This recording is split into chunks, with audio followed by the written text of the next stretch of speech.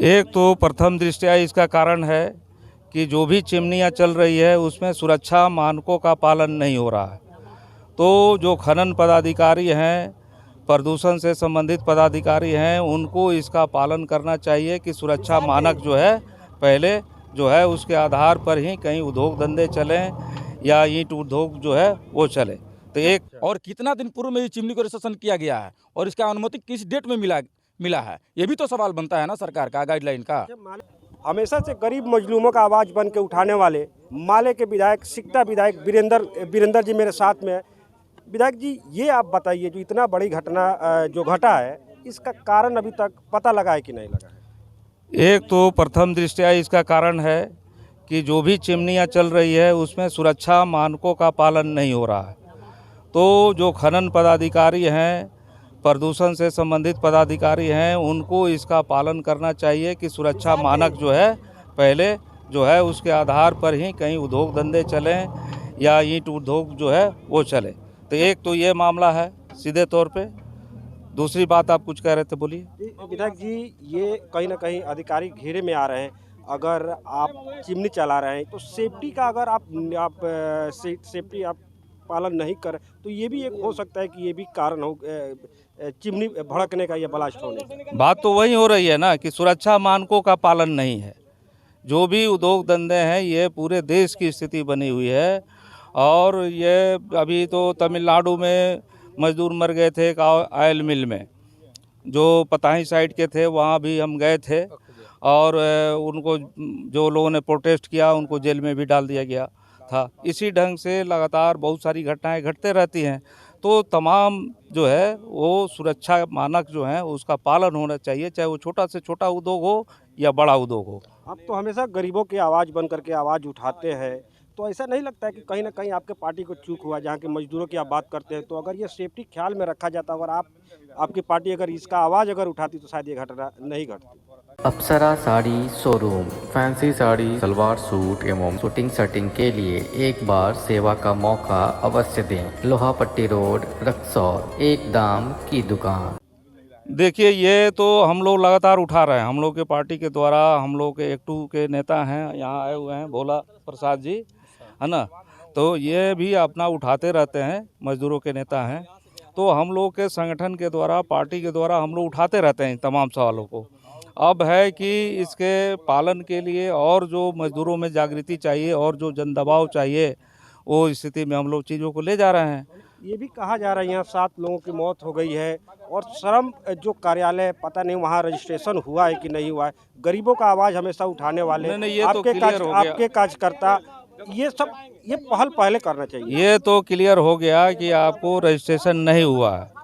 और हम समझते हैं कि बिहार निर्माण मजदूर जो यूनियन है उसके नेता भोला जी हैं, ये आगे से इन चीज़ों को हम लोग देखेंगे कि हम लोग आमतौर पे जो ईंट से संबंधित जो कामगार जो हैं, जो मकान बनाते हैं, उसका ये लोग आमतौर पे करते रहे हैं, रजिस्ट्रेशन कराते रहे हैं। जो बिल्डिंगों में काम करते हैं उसमें भी घटनाएं ज़्यादा कदा होते रहती हैं।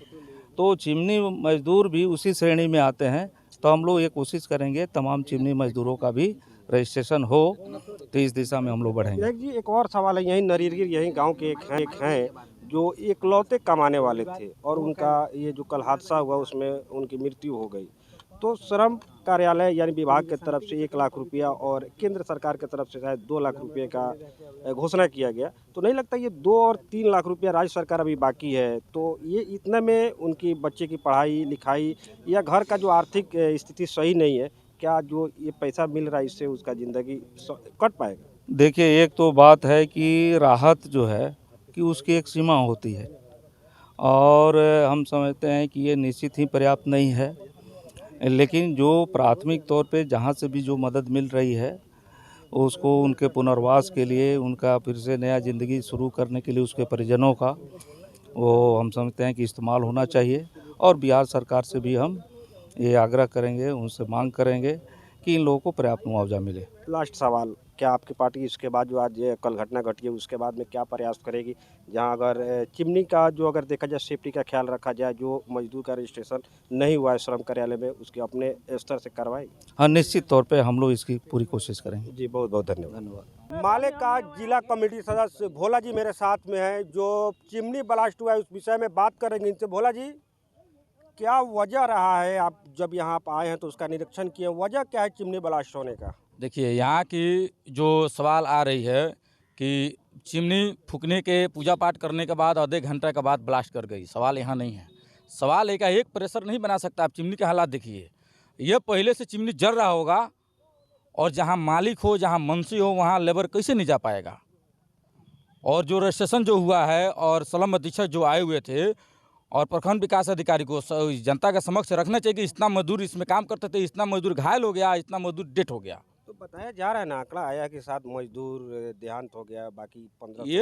ये जो आंकड़ा आ रहा है ना, इस आंकड़ा से हम लोग अभी खुश नहीं हैं। इसलिए खुश नहीं है कि बाहरी मजदूर हैं और गोलमाल के मामला आ सकती है। बांगरा में आप देखे होंगे, सुने होंगे कि 16 मजदूर का मौत हो गई, जो खाना बन रहा था रसोईया जो माध्यम से। और जो हम लोग जांच पड़ताल में गए, जब पूरा खेत खलियान जब मुख्य जब खोजे तो 16 आदमी को पाँव हाथ मिला। अच्छा, भोला जी, ये बताइए कौन सा विभाग अगर अपना आंकड़ा देगा, आधिकारिक पुष्टि करेगा तो उस आंकड़े को आप मानेंगे? इसका सही आंकड़ा जो है श्रम अधीक्षक जो है, जो आके चला गए हैं, इनको सामने जनता के सामने रखना चाहिए। वही बताया ना, 7 लोगों की जान। वो नहीं बताया ना, गोलमाल कर रहे हैं। इसलिए कि रजिस्टर जो सार्वजनिक करना चाहिए कि इतना मजदूर इसमें रजिस्ट्रेशन था इस चिमनी में, और कितना दिन पूर्व में इस चिमनी को रजिस्ट्रेशन किया गया है, और इसका अनुमति किस डेट में मिला है। ये भी तो सवाल बनता है ना सरकार का, गाइडलाइन का। माले के बारे में ये कहा जाता है कि माले जो गरीबों की आवाज़ उठाती है, खास करके अगर देखा जाए तो हमेशा उठाते रहती है। तो आप किसके लिए आवाज़ उठाने के लिए यहाँ जो चिमनी में बताया जा रहा है कि यहाँ यूपी के भी मजदूर थे और बिहार के मजदूर थे, तो स्पष्ट कर दिया जाए कि आप कौन सा मजदूर की तरफ आवाज़ उठाना? देखिए, सवाल यूपी और सवाल बिहार का नहीं है, तो सवाल है मेरे परिवार है, इस देश मेरा परिवार है। इस परिवार का कोई भी सदस्य कहीं कुछ होता है तो उसके पक्ष में माले खड़ा होता है, मजबूती से खड़ा होता है, सड़क से लेकर सदन तक खड़ा होता है। तो इसलिए कहीं का भी मजदूर है, श्रम जो कानून है, जो श्रम कानून जो बिहार में बना है, पूरा देश में बना हुआ है, तो श्रम कानून के बारे में हमारे जनता को जानकारी नहीं है।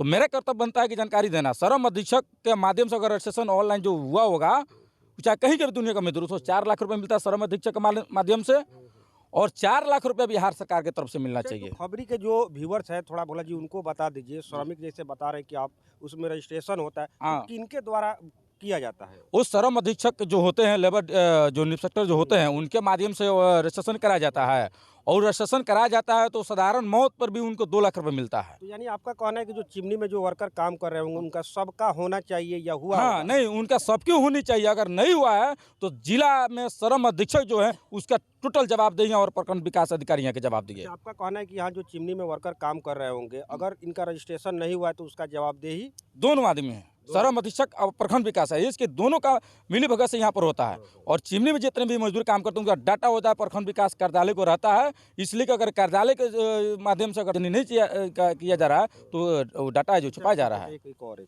जैसे मेरा मान के चलिए, यहाँ जो चिमनी में जो वर्कर है उनका रजिस्ट्रेशन अगर हो चुका है तो कितना मुआवजा मिलना चाहिए? तो उनको 8 लाख रुपए मुआवजा मिलेगा। 8 लाख रुपए मुआवजा मिलेगा। दूध क्रिया का भी पैसा मिलता है, कफन खरीदने का ये सब पैसा मिलता है, अलग से मिलता है। यानी ये जो आंकड़ा जो बताया जा रहा है कि 7 आदमी मरा है श्रमिक के तरफ से, और 1-1 लाख रुपया ये बताया जा रहा है, तो ये सही है कि गलत? यही तो मामला सब, इसीलिए तो मैं ये कह रहा हूँ कि मैं इसका कड़ी निंदा करता हूँ।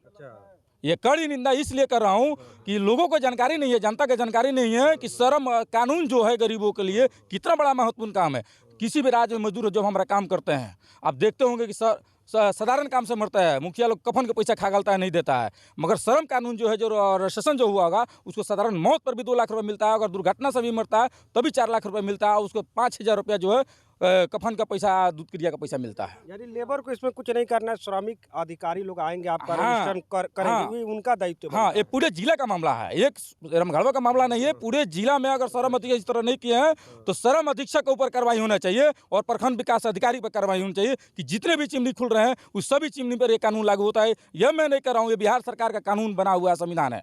तो इसके लिए भोला जी जो माले का जो नेता है, जी। जो श्रमिक जो अभी कानून जो समझाए हैं, जी। तो रजिस्ट्रेशन होना चाहिए। जी अगर रजिस्ट्रेशन नहीं हो रहा है तो भोला जी कहाँ तक आवाज उठाएंगे? हम लोग सड़क उन से गरीब मजदूरों के लिए। हम गरीब मजदूरों के लिए मगर जीव जान से उनके प्रति अगर हम लोग को भी कुछ करना पड़ेगा तो हम कर लेंगे और सड़क से लेकर सदन तक आवाज उठाएंगे, चुप नहीं बैठेंगे। नहीं लगता है कि आपके पास संसाधन की कमी है, लेकिन बैठे सरकार में सब उनके पास संसाधन का कोई कमी नहीं है, तो आपका आवाज को दबाने की कोशिश किया देखिए जाएगा। सरकार में हम लोग हैं और 12 को विधायक है माले का, और 12 के 12 विधायक भी कमर कसकर इस मजदूरों के पक्ष में विधानसभा के अंदर में कूद जाएगा, चुप नहीं बैठेगा। ये माना जाए माले का विधायक जो है, जो नेता है, वो आवाज इन गरीब मजदूरों हाँ, के लिए एकदम उठाएंगे, विधानसभा तक गूंजेगा। उनकी आवाज दबाने की कोशिश की जाएगी, लेकिन उन आवाज अपना उठाते रहेंगे गरीब मरते मजदूरों दम की। तले वादा नहीं, आपको चैलेंज करते हैं कि माले मरते दम शहादत दे देगा इस सारे मजदूरों के पक्ष में, मगर माले इस गरीबों को आवाज को दबने किसी सूरत में नहीं देगा। खबरी के जितने भी व्यूअर्स हैं, मैं एक बार बता दूं, ये भोला जी है और माले का नेता है। इनका कहना है उन गरीब मजदूरों के लिए मैं हमेशा आवाज़ उठाते रहूंगा मरते दम तक। अगर उन गरीब मजदूरों की अगर हक और अधिकार नहीं मिला तो यहीं भोला जी के पास मैं फिर जाऊंगा, इनका इंटरव्यू लूँगा। जो आज बड़े बड़े वादे कर रहे हैं, बड़े बड़े दावे कर रहे हैं, उस दिन मैं इनसे पूछूंगा कि इनका बड़ा बड़ा दावा जो था, वादा था, वो क्या हुआ। अगर आप खबरी फेसबुक पे देख रहे हैं तो पेज को लाइक करें, यूट्यूब पे देख रहे हैं तो चैनल को सब्सक्राइब करें। आप नंबर ले लीजिए। Welcome to Thrill Factory, the best adventurous park in Parwanipur Pirganj. अगर देना चाहते हैं अपने बच्चों को अपार खुशी तो आए द थ्रिल फैक्ट्री। यहाँ मिलेंगे आपको अलग अलग तरह के कई राइड्स और वो भी पूरी सुरक्षा के साथ। हमारा पता है the thrill factory near DAV school Parwanipur Pirganj. आया है त्योहारों का सीजन, खुशियां मनाएंगे तारा होंडा के संग। मात्र 9,999 रुपए देकर कोई भी मोटरसाइकिल लेकर जाएं और साथ में पाएं 3,000 रुपए का एसेसरीज, वो भी बिल्कुल मुफ्त। बिना चेक के भी फाइनेंस की है उत्तम व्यवस्था। Tara Honda, main road, Laxmipur, Raxaul. Okaya लेकर आया है आधी इलेक्ट्रिक और आधी बैटरी वाला स्कूटर। एक बार चार्ज करें 160 किलोमीटर तक चलें। 1,75,000 वाला स्कूटर अब 1,09,000 में सब्सिडी के बाद। हर स्कूटर के खरीद पर पाएं गारंटेड इनाम। तो आइए समृद्धि इंटरप्राइजेज और फाइनेंस पर ले जाइए scooter. Main road, Laxmipur, Raxaul, SRP hospital के बगल में।